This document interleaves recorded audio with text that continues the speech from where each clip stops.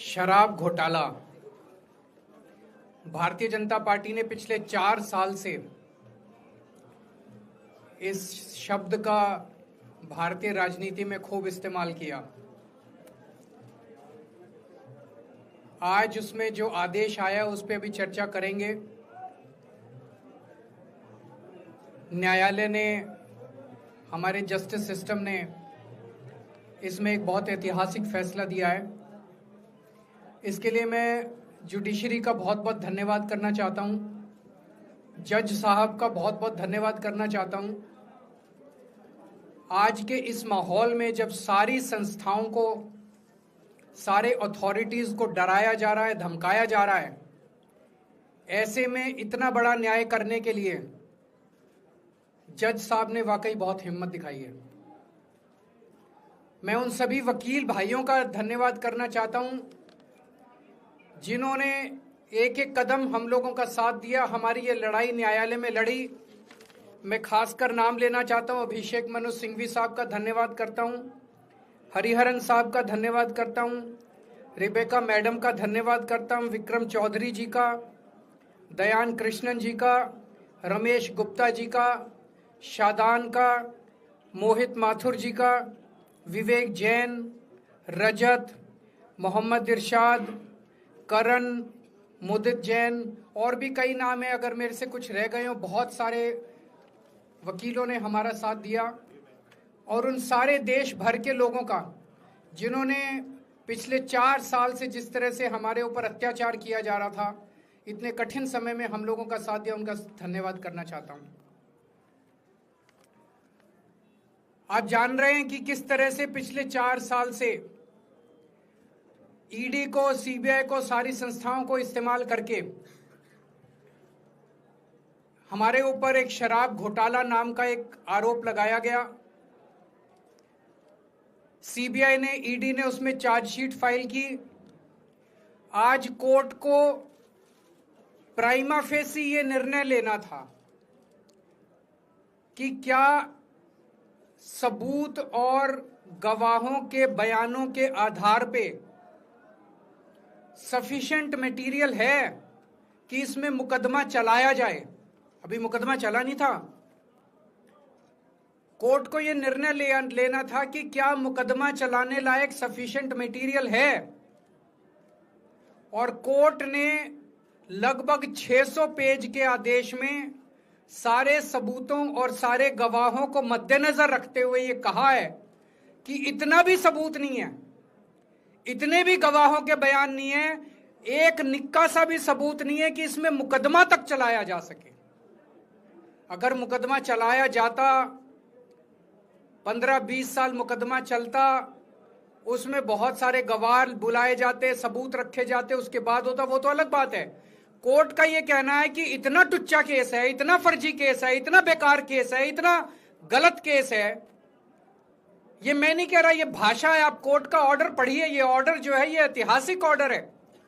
Court ने कहा है कि इतना फर्जी केस है, इतना फर्जी केस है, एक भी सबूत नहीं है, एक भी गवाह नहीं है कि इसमें मुकदमा भी नहीं चलाया जा सकता। ये पूरा षड्यंत्र किसने रचा, क्यों रचा? ये पूरा षड्यंत्र 2 लोगों ने मिलकर रचा, नरेंद्र मोदी जी और अमित शाह जी। और आज उन दोनों को पूरे देश से माफी मांगनी चाहिए। उन दोनों ने मिलकर षड्यंत्र रचा कि आम आदमी पार्टी को खत्म किया जाए, आम आदमी पार्टी को बर्बाद किया जाए, और उस षड्यंत्र के तहत आजाद भारत का सबसे बड़ा और सबसे घिनौना षड्यंत्र रचा उन लोगों ने। वो देख रहे थे कि दिल्ली में वो हमें नहीं हरा सकते। वो देख रहे थे कि दिल्ली की जनता हमारे कामों से बहुत खुश है। वो देख रहे थे दिल्ली में कामों की राजनीति के आधार पे वो कहीं खड़े नहीं होते। तो उन्होंने एक षड्यंत्र रचा। जनता जानती है कि केजरीवाल ईमानदार, उन्होंने कहा केजरीवाल की ईमानदारी पे चोट करो। जनता जानती है कि आम आदमी पार्टी ईमानदारी, उन्होंने कहा आम आदमी पार्टी की ईमानदारी पे चोट करो। उन्होंने आम आदमी पार्टी को खत्म करने के लिए षड्यंत्र रचा और बोले केजरीवाल बेईमान है, केजरीवाल बेईमान है, केजरीवाल बेईमान है, केजरीवाल ने शराब घोटाला किया, केजरीवाल पैसे खा गया, केजरीवाल ने 100 करोड़ रुपए खा लिए। मैंने जिंदगी में केवल ईमानदारी कमाई है। मैंने जिंदगी में केवल इज्जत कमाई है, एक नया पैसा नहीं कमाया मैंने अपनी जिंदगी में। इन लोगों की तरह नहीं हूं मैं। मैंने जिंदगी में एक नया पैसा नहीं कमाया, केवल ईमानदारी कमाई है। और ये उस ईमानदारी के ऊपर चोट करना चाहते थे, उसके लिए इन्होंने षड्यंत्र रचा था। आज कोर्ट के ऑर्डर के बाद यह साबित हो गया देश के सामने, केजरीवाल कट्टर ईमानदार है, मनीष सिसोदिया कट्टर ईमानदार है, संजय सिंह कट्टर ईमानदार है, दुर्गेश कट्टर ईमानदार है, आम आदमी पार्टी कट्टर ईमानदारी है। हम नहीं कह रही है, कोर्ट ने सारे देश के सामने बोला है। कई लोग ये कहते हैं जेल से आने के बाद केजरीवाल चुप क्यों हो गया, केजरीवाल गायब हो गया, केजरीवाल कहां गया। मैं कोई नेता नहीं हूं, मैं कोई पॉलिटिशियन नहीं हूं। पॉलिटिशियन को फर्क नहीं पड़ता, उनको 4 गाली दे दो, मोटी चमड़ी होती है उनकी। मैंने जिंदगी में केवल ईमानदारी कमाई है। मेरे को जब कोई बेईमान बोलता है मुझे फर्क पड़ता है। मेरे को जब जेल भेजा जाता है, मेरे परिवार के ऊपर ताने मारे जाते हैं, मेरे को फर्क पड़ता है। केजरीवाल को फर्क पड़ता है। इसलिए मैंने तय किया था कि जब सारे देश के सामने मैं निर्दोष साबित हो जाऊंगा तब तक मैं चुप रहूंगा। आज मेरे दिल से बहुत बड़ा बोझ उतर गया। मैं मोदी जी को कहना चाहता हूं, मोदी जी आपने हमारे ऊपर इतने केस कर लिए, आपने ईडी छोड़ दी, आपने सीबीआई छोड़ दी, आपने पुलिस छोड़ दी, आपने इनकम टैक्स छोड़ दिया हमारे पीछे, आपने जेल भेज दिया हमारे 5 सबसे बड़े नेताओं को। आम आदमी पर एक समय ऐसा था जब आम आदमी पार्टी के सबसे टॉप के 5 नेता जेल में थे एक साथ। उसके बाद भी केजरीवाल का कुछ नहीं बिगाड़ सके। अब तो एक ही तरीका बचा है मोदी जी केजरीवाल से निपटने का, केजरीवाल का कत्ल करवाना पड़ेगा, केजरीवाल की हत्या करवानी पड़ेगी। उसके अलावा अब केजरीवाल आपसे संभलने वाला नहीं है। अब आपके बस का नहीं है केजरीवाल, आपने सब कुछ करके देख लिया, अब केजरीवाल का कत्ल ही करवाना पड़ेगा। और एक तरीका है, मैं पहले भी बोल चुका, लेकिन वो मोदी जी के बस का नहीं है। मैंने 500 स्कूल बनवाए दिल्ली में, आप 5000 स्कूल बनाओ। मैंने दिल्ली की सड़कें अच्छी करी, आप पूरे देश की सड़कें ठीक कर दो, देखो केजरीवाल को कोई पूछेगा ही नहीं। केजरीवाल ने 200 मोहल्ला क्लिनिक बनाए, आप 20,000 मोहल्ला क्लिनिक बनाओ। आप तो देश के प्रधानमंत्री हो, अरे अच्छे काम करो ना। वो नहीं होता मोदी जी से, वो मोदी जी से नहीं होता। मैं उनको कहना चाहता हूं, प्रधानमंत्री जी, केवल सत्ता की जो प्रधानमंत्री मोदी जी की और अमित शाह जी की सत्ता की हवस है, ये उसका नतीजा है जो ये षड्यंत्र रचा गया। और इस षड्यंत्र का मैं बहुत छोटा हूं, हमारे परिवार ने बहुत भुगत भोगी है। मैं जेल गया, मेरी मां बीमार रहती है बहुत ज्यादा, उसको अस्पताल में एडमिट कराना पड़ा, बहुत रोई मेरी मां, बहुत रोई। इनकी पत्नी मनीष सिसोदिया जी की पत्नी, उनको मल्टीपल स्क्लेरोसिस डिजीज है, सब लोग जानते हैं।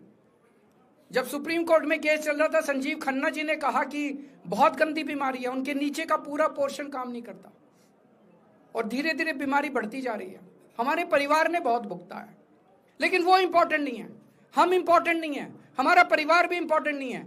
लेकिन मोदी जी और अमित शाह जी के षड्यंत्र का खामियाजा जो दिल्ली भुगत रही है, दिल्ली के 3 करोड़ लोग भुगत रहे हैं, उसकी भरपाई कौन करेगा। आज दिल्ली में कहीं चले जाओ, सारी सड़कें टूटी पड़ी हैं, अस्पतालों में दवाइयां मिलनी बंद हो गई हैं, मोहल्ला क्लिनिक बंद किए जा रहे हैं, स्कूलों का बुरा हाल हो रहा है।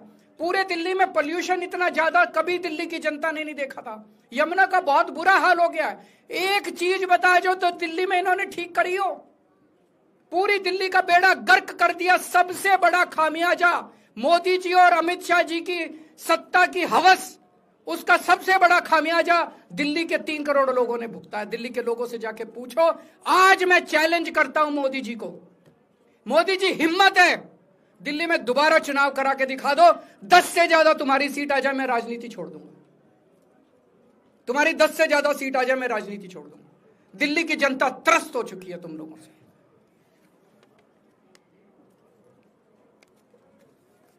मैं मोदी जी को कहना चाहता हूं, अगर आपने सत्ता हासिल करनी है, कुछ पॉजिटिव काम करके सत्ता हासिल करो। आज देश के सामने इतनी बड़ी बड़ी समस्याएं हैं। आज देश का युवा दुखी है, देश का व्यापारी दुखी है, देश का उद्योगपति दुखी है। आज अमेरिका हमें आंखें दिखा रहा है। मोदी जी की हिम्मत नहीं है जो ट्रंप के खिलाफ एक शब्द बोल दें। ट्रंप के खिलाफ रोज ट्रंप गालियां देता है मोदी जी को, रोज ट्रंप गालियां देता है भारत को, रोज ट्रंप गालियां देता है हमारे देश को। मोदी जी के हमारा प्रधानमंत्री भीगी बिल्ली बना हुआ है। अरे देश संभालिए ना, आपको हमने देश चलाने को दिया था और आप केजरीवाल में उलझ गए, आप आम आदमी पार्टी में उलझ गए। पॉजिटिव काम करके सत्ता हासिल कीजिए, ये नेगेटिव काम करना बंद कीजिए। अगर आपके कोई एक दो प्रश्न है तो क्या आपको उम्मीद है कि अब ईडी के मामले को भी ईडी मामला खत्म हो गया।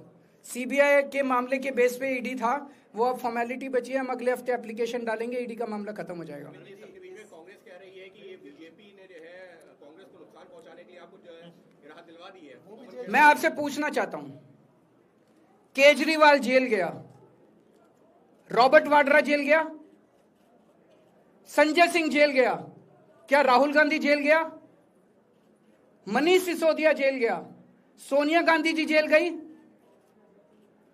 किस मुंह से बात करते हैं? शर्म नहीं आती कांग्रेसियों को? ले जाए, ले जाए, वो तो ले जाए, उनका हक है। सुप्रीम कोर्ट भी जाएंगे, हाई कोर्ट भी जाएंगे। जैसे निचली कोर्ट में न्याय हुआ ऐसे ऊपरी कोर्ट में भी न्याय हुआ। जब कोई सबूत है ही नहीं, जब कोई गवाह है ही नहीं, तो ऊपर के कोर्ट में भी कहां से लाएंगे सबूत, कहां से लाएंगे गवाह? आज कोई छोटा मोटा उन्होंने डिस्चार्ज कर दिया है हमें, उन्होंने कहा कोई आरोप ही नहीं बनता। इसके अलावा जो इन्वेस्टिगेटिंग ऑफिसर सीबीआई के ऊपर उन्होंने, कोर्ट ने टिप्पणी की है कि सीबीआई अपने दोषी अधिकारियों के खिलाफ डिसिप्लिनरी एक्शन, कभी ऐसा ऑर्डर देखा है? इसका मतलब कितना फर्जी मुकदमा था कि सीबीआई के अफसरों के खिलाफ डिसिप्लिनरी एक्शन लिया जाएगा।